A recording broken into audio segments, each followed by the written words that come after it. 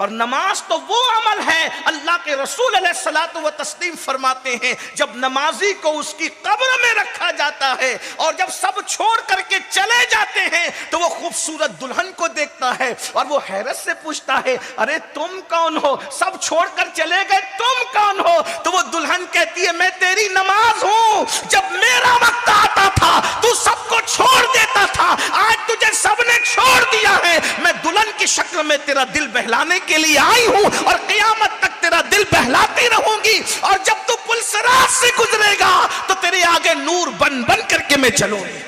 नमाज, आका अलैहिस्सलाम फरमाते हैं, मैं बेनमाजियों से बेजार हूं। हदीस अगर पढ़ते हो तो सुन लो।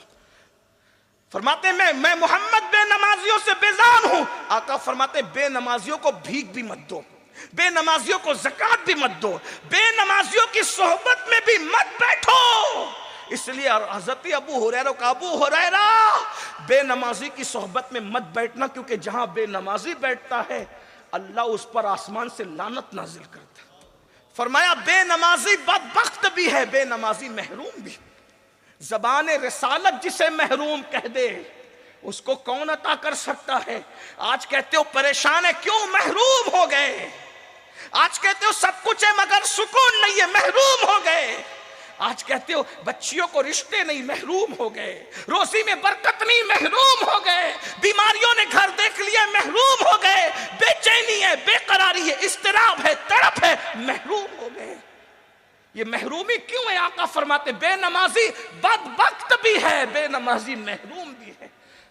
और अल्लामा अब्दुल रहमान सफूरी तो यहां तक फरमाते हैं कि साबिका आसमानी कुतुब में यहां तक आया कि बेनमाजी पर भी लानत है और उसके पड़ोसियों पे भी लानत है, अगर उसके बेनमाजीपन से वो राजी रहे तो।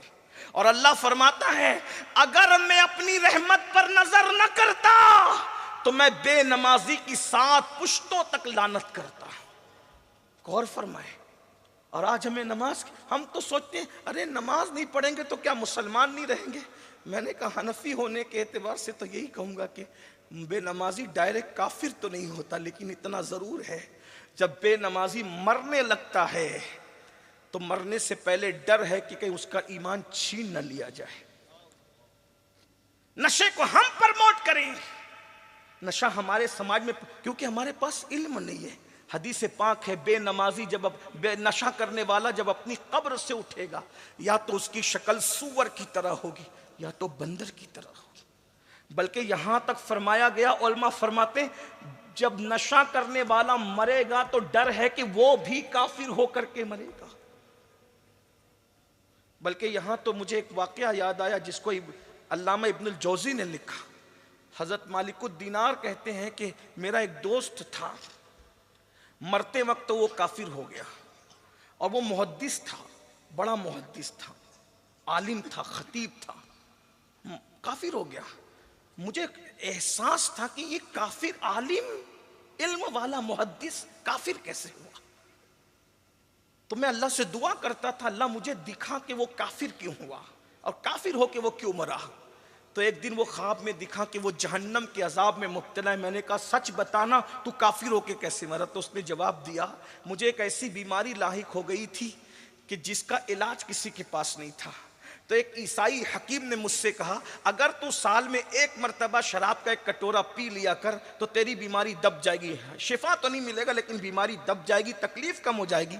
तो तकलीफ की कमी के लिए मैं साल में 1 मरतबा छुप कर 1 कटोरा शराब पी लेता था। ये 1 कटोरा शराब साल भर में 1 मरतबा बतौर दवा पीने की नहूसत है कि जब मैं मरा तो काफिर होके मरा। जो बतौरे दवा शराब का 1 कटोरा बतौरे दवा पी रहा है साल में 1 मरतबा, तो इतना बड़ा मुहद्दिस काफिर होके मर रहा है। जो रोज शराब पीते हैं, जो रोज एमडी का नशा लेते हैं, जो रोज तरह तरह के नशे में मुब्तला होते हैं, उनका अंजाम क्या। और ये नशे की लानत है, बीवी को मार रहे हैं, तलाक की शरह बढ़ती जा रही है, शौहर बीवी का हक अदा नहीं कर रहा है। जो लोग नशे में नहीं हैं वो भी नशे में हैं, इसलिए कि शराब का नशा बहरहाल नुकसानदेह, दौलत का नशा भी नुकसानदेह है, जवानी का नशा भी नुकसानदेह, गुनाहों का नशा, कोई नशे की इस्लाम इजाजत नहीं देता। किसी को घमंड का नशा है, बीवी को मारता है, पीटता है, इल्म नहीं, उसको पता नहीं है कि बीवी पैर की जूती का नाम नहीं है, ना बीवी सर का ताज है, ना बीवी पैर की जूती। हमने लड़कों को कहते सुना, अरे पैर की जूती तो है बीवी, जब चाहे उतार देंगे। ये इस्लाम नहीं है। किसने कहा बीवी पैर की जूती? अगर इल्म होता। इसीलिए हम लोगों को कहते हैं टीवी पर चिल्लाने वालों, आप कहते हो मुसलमान तलाक देते, मैंने कहा उनको इल्म ही नहीं है इस्लाम का। आप चेक करके बताओ कितने उलमा ने जुल्म के तौर पे तलाक दिया है? नहीं बता सकते आप किसी सच्चे आलिम दीन का नाम कि उसने तलाक दी हो।